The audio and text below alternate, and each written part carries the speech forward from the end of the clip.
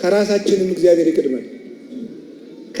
ከኔም ራሴ ከእግዚአብሔር ይቀድማል ማለት ነው ሃይማኖት ማለት። እግዚአብሔር አምላክን በፍጹም ልብህ በፍጹም ኃይልህ አፍቅሮ ለእግዚአብሔር መቅደመ ኩሉ አፍቅሮ ለእግዚአብሔር አምላክኮ በኩሉ ልብከ ወበኩሉ ነፍስከ ወበኩሉ ኃይልከ ወበኩሉ ህሊናከ። እግዚአብሔር አምላክን በፍጹም ልብህ በፍጹም ህሊና በፍጹም ሐሳብህ ውደደው። ይሄ ማለት ከራስህ ይልቅ እግዚአብሔርን ውደድ ማለት። እንግዲህ ተመልከቱ፣ ከሥራ ይልቅ ከልጅ ይልቅ ከሀብት ይልቅ ከእናት አባት ይልቅ ከስልጣን ይልቅ ከዚህ ሁሉ በላይ ከራስ ይልቅ እኔ ሊሆን የሚወድ ሰው ካለ ራሱን ይካድ ብሎ ተናግሯል። ስለዚህ መጀመሪያ ራስን በማድረግ እግዚአብሔርን እንደምንወደው እንገልጻለን።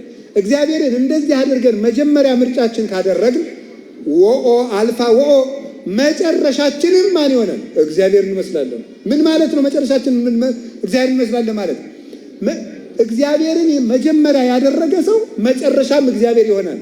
እስመ ዘባቤከ የአርፍ ነጽሮተ ኩሉ ነባቤር።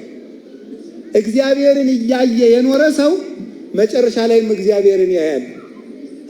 እግዚአብሔርን እያስቀደመ የኖረ ሰው መጨረሻ ላይ ማረፊያው እግዚአብሔር ይሆናል። እግዚአብሔርን እያስቀደመ የኖረ ሰው መጨረሻ ላይም ከእግዚአብሔር ይኖራል። እመጽእ ካዕበ ንስሐክሙ ከመ ተሐልዉ አንትሙ ይሃባሉ ከሆነ ተመልሼ እመጣለሁ እናንተም እኔ ካለሁበት እንድትኖሩ መጥቼ ዳግመኛ ወስዳችኋለሁ ብሎናል። የዮሐንስ ወንጌል ምዕራፍ 14 ላይ መጥቼ ወስዳችኋለሁ ብሏል። አያችሁ፣ ሐዋርያት እግዚአብሔርን መጀመሪያ አድርገው ሁሉን ትተው ቢከተሉት መጨረሻችሁም ከኔ ጋር ነው ብሏል።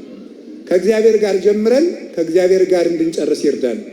በእግዚአብሔር እንጀምር፣ በእግዚአብሔር እንጨርስ። መጨረሻችን በመድኃኔዓለም ያርግልን።